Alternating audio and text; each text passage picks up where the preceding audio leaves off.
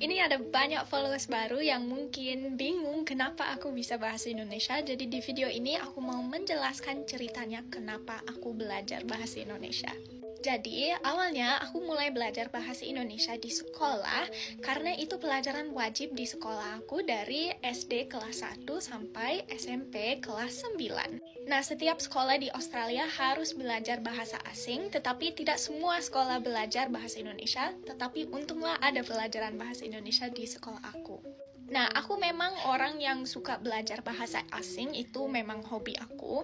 Tetapi aku khususnya tertarik dengan Indonesia karena aku suka banget budayanya.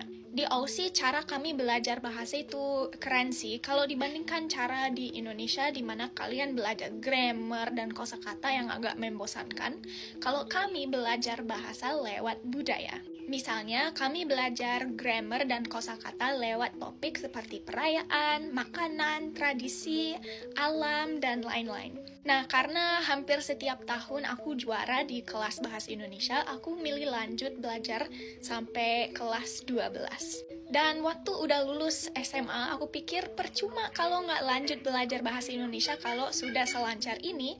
Jadi, aku memilih bahasa Indonesia sebagai major aku di kuliah. Nah, aku pikir aku lancar, tapi ternyata bahasa aku baku banget karena di sekolah dan univ kami belajar bahasa formal.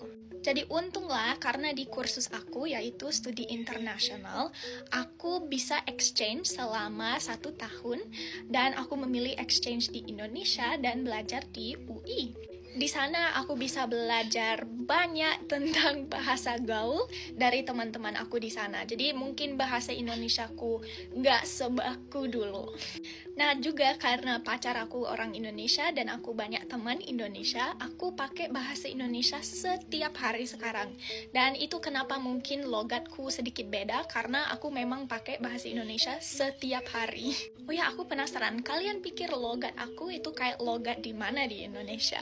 Jadi itu sedikit cerita kenapa aku bisa bahasa Indonesia. Kalau kalian penasaran, aku ada video dari waktu aku di kelas 12 di SMA, di mana aku pakai bahasa Indonesia untuk tugas sekolah kayak pidato gitu.